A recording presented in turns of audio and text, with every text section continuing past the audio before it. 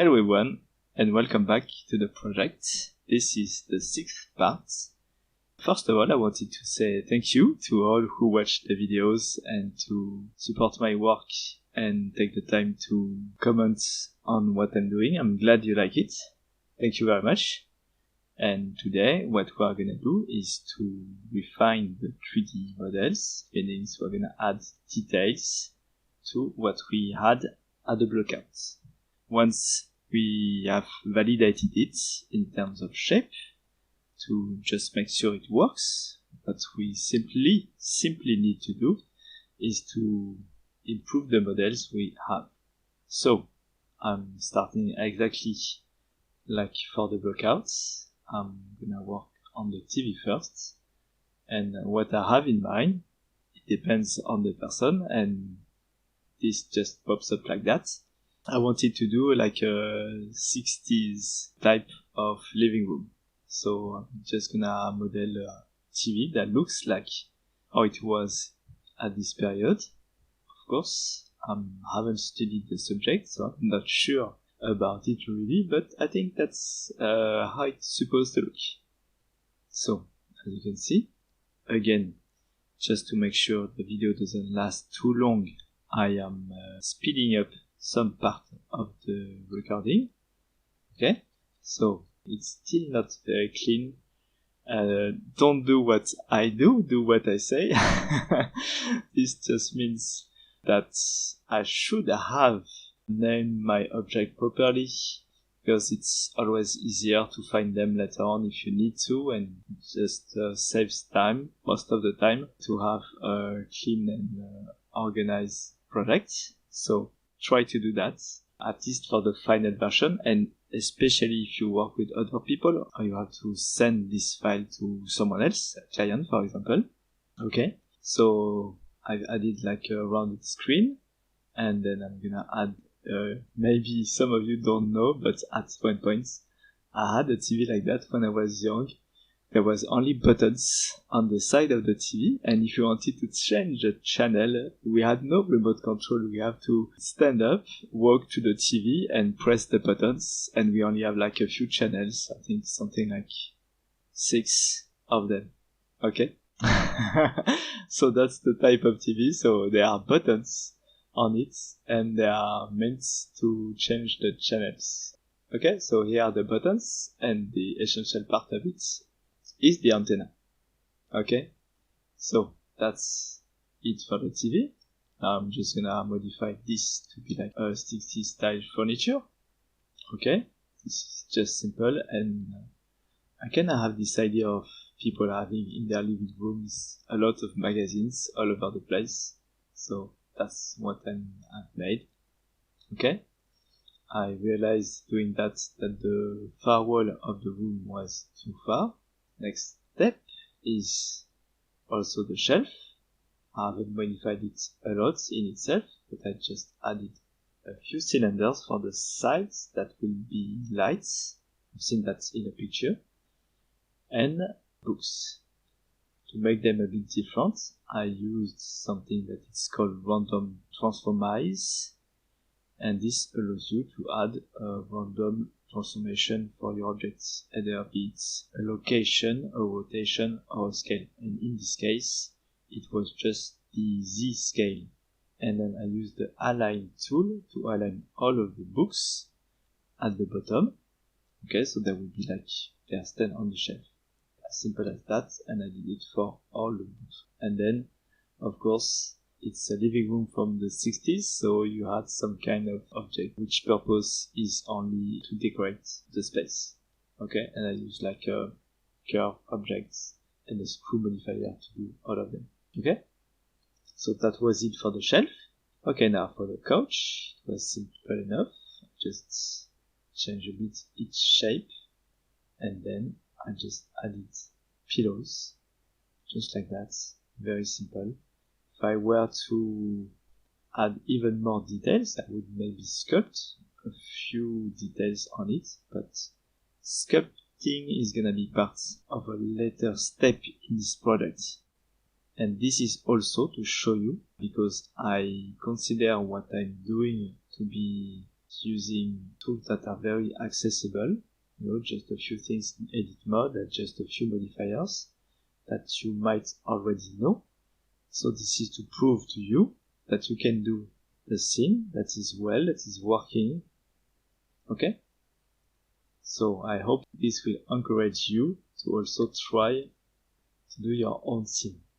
Okay? So the couch is done. Next step is the table. I've done the table in my, I think the Blender Basic series. It's kind of almost like the same, very, very basic table. Okay, square and all. And of course, just added a few details on the plates. And lastly, it's time for the burger to come to life.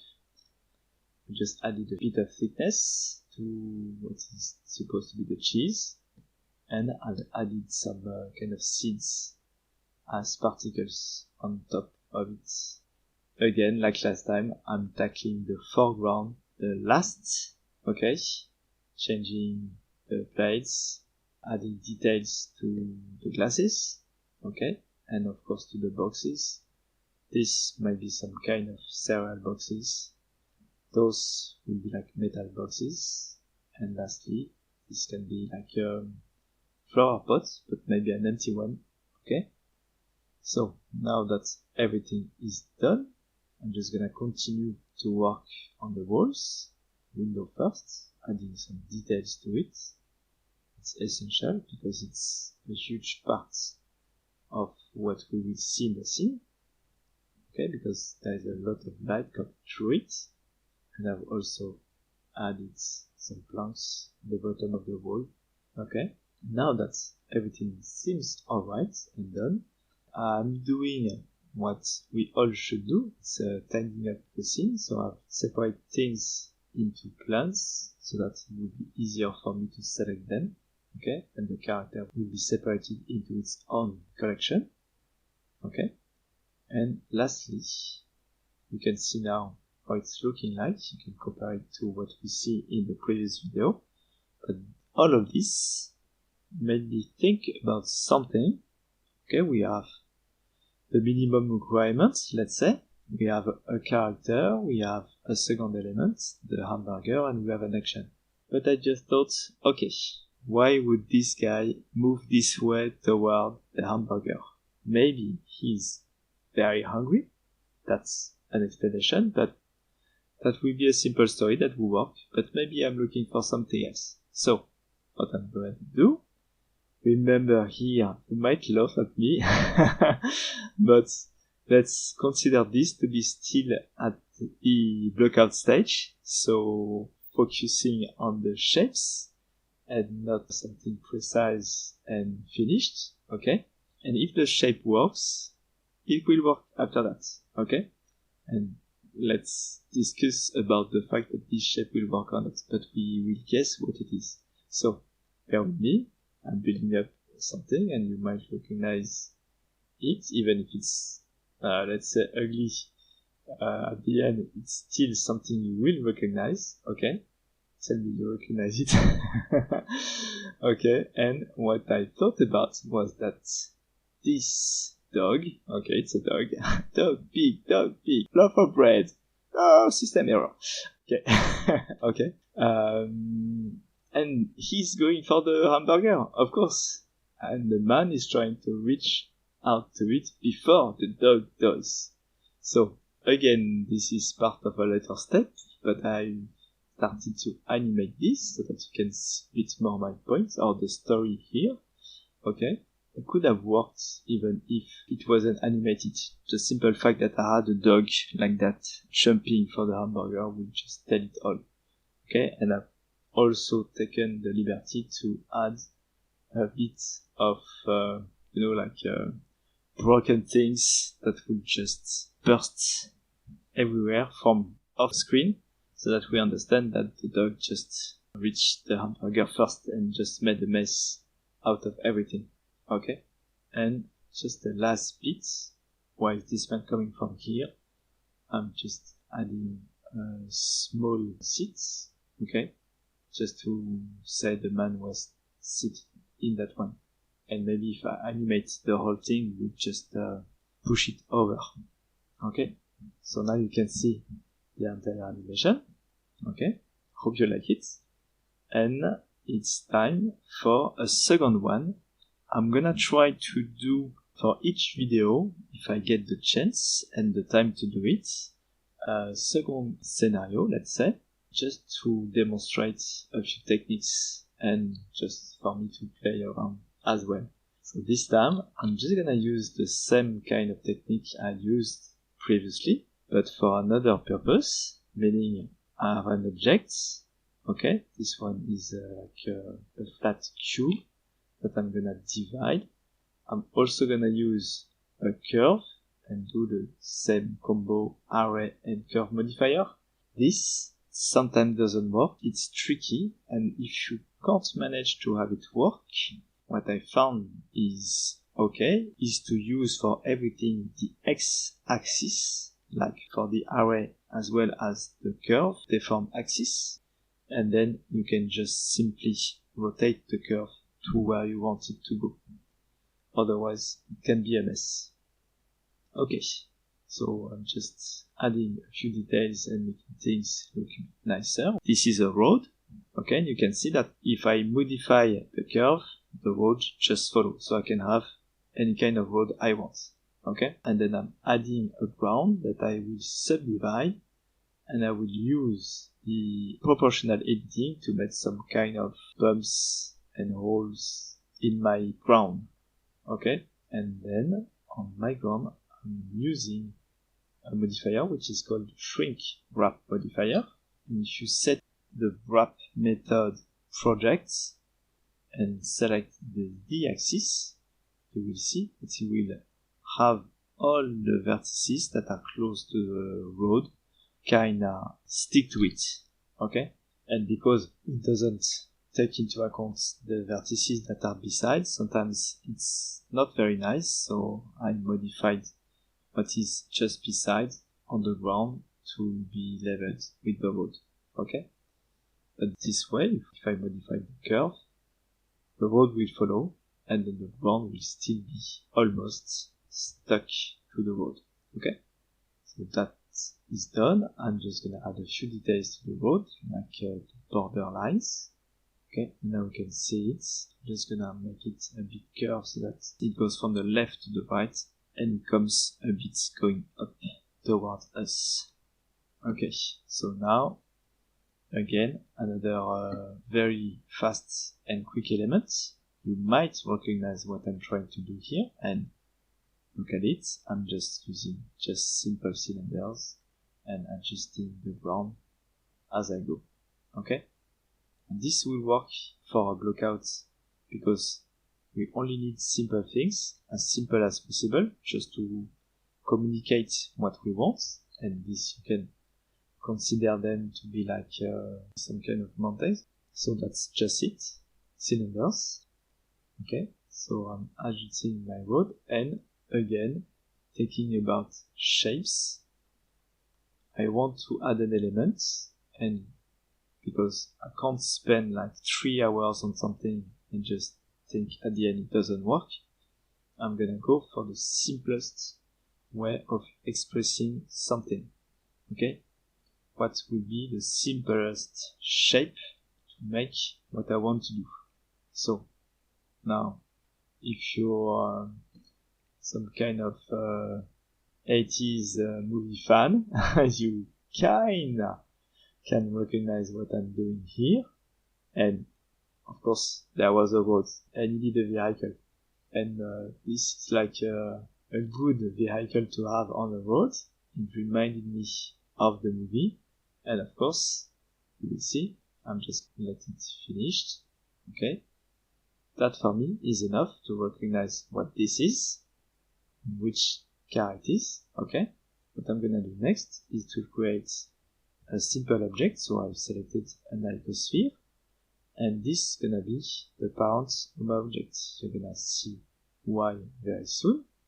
Okay, because I'm gonna add a follow path constraint to this icosphere, and this means that now if I place my car on the road again. Okay. Just like that.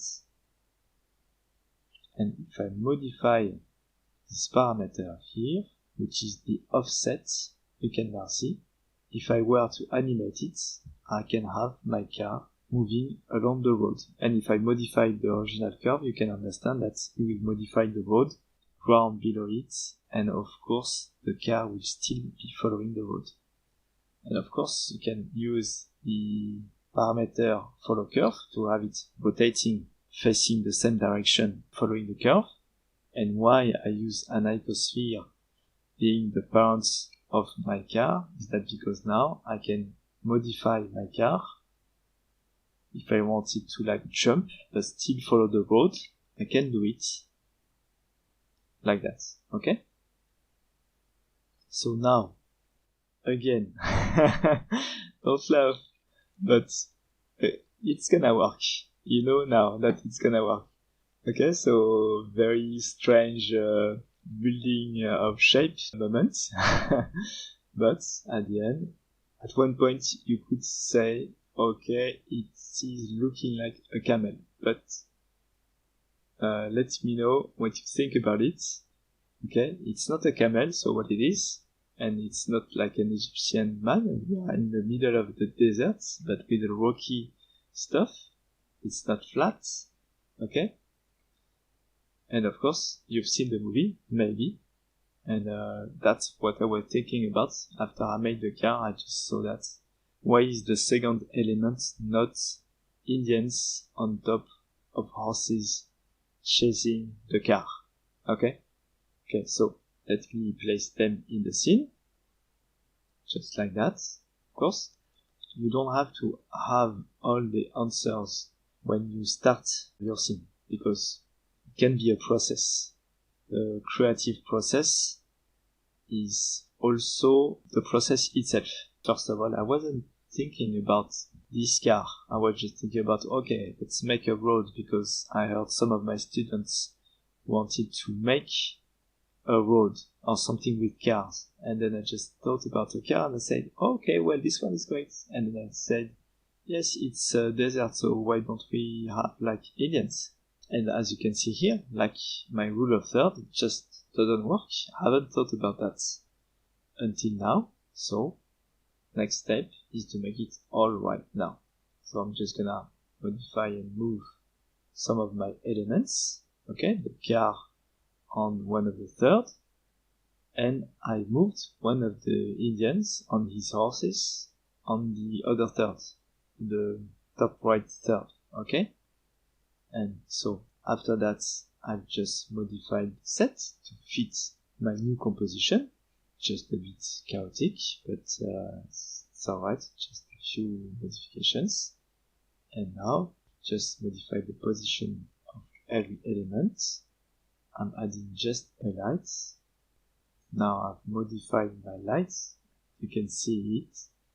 Wasn't really made on purpose, but of course, there is another artist you might have heard about that always said this is like his sentence, the happy accident. Okay? The car here is well lit, got shadow on top of it that is very great, feels great. And then you can see that the Indians can only see their silhouettes against the background. That's, I think, it just works very well. That makes it very nice. Okay? So let's move these Indians on the left where all the others are. And then to finish it up, I've just added a few elements for the sets, cactus, and a few spheres just to represent some boulders on the side of the road. And again, for the final version, I will add the bushes and this kind of great things. Okay? So, here is the final video of this scene. So I hope you like it. I hope you like the video again, and I hope to see you very soon for the next ones. It's gonna be about lighting, so we're gonna lit the hamburger scene a bit better. And after that, it's gonna be about materials, and for the rest, we'll see what we'll do. So, as usual, I wish you the best of days, of week, and a happy and crazy and very creative life. I hope to see you in the next video. Take care, everyone. Bye.